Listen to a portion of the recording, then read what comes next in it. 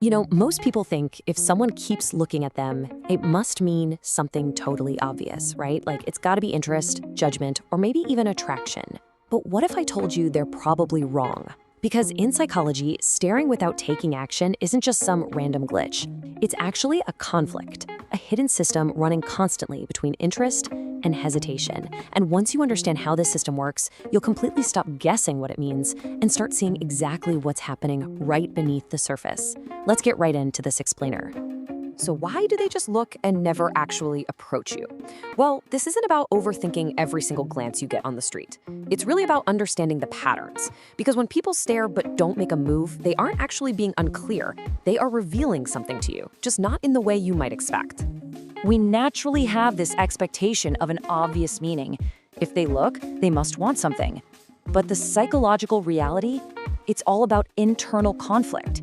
Staring without action is a massive, high-stakes tug-of-war going on in their brain between being deeply interested and being completely paralyzed by hesitation. The key takeaway here is they're revealing something, just not in the way you expect.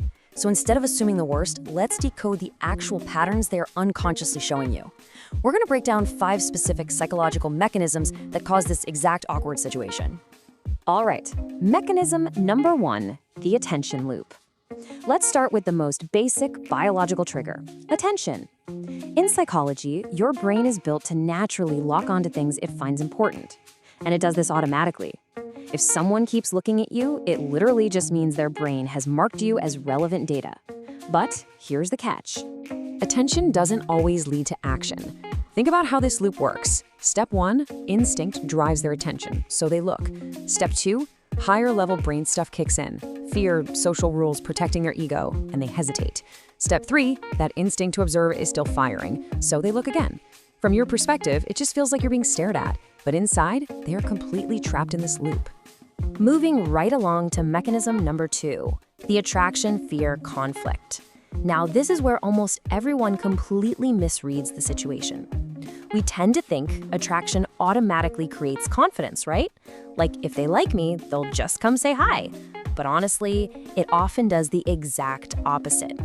When someone is genuinely attracted to you, their self-awareness just spikes into absolute overdrive. Their mind gets flooded with all these internal anxieties. What if I say something wrong? What if they're not interested? What if I get rejected?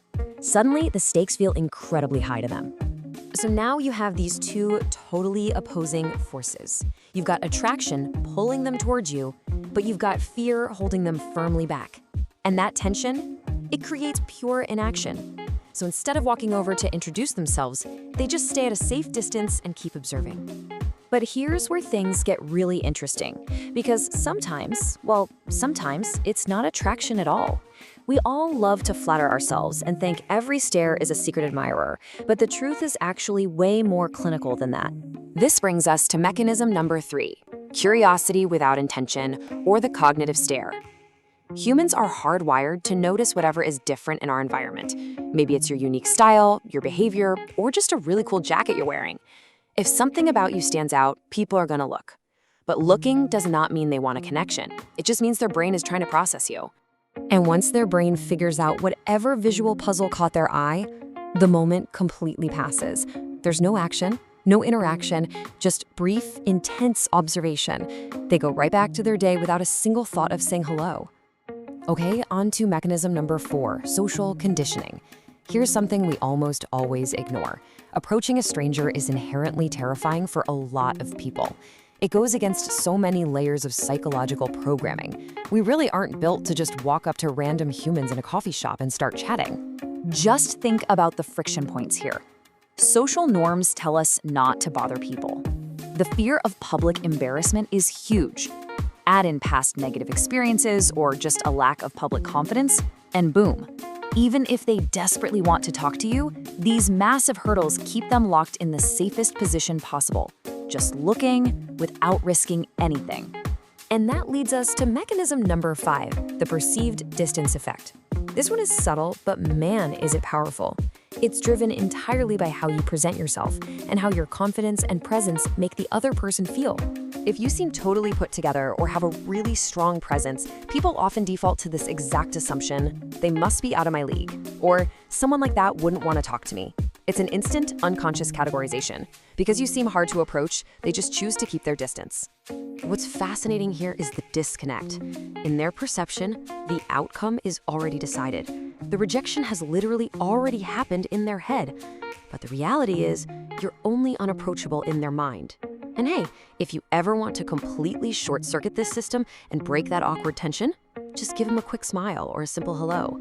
You'd be amazed at how fast that perceived distance completely collapses when you show just a tiny bit of warmth. So, let's compress all this psychology into our main takeaway. These behaviors aren't random, they're patterns.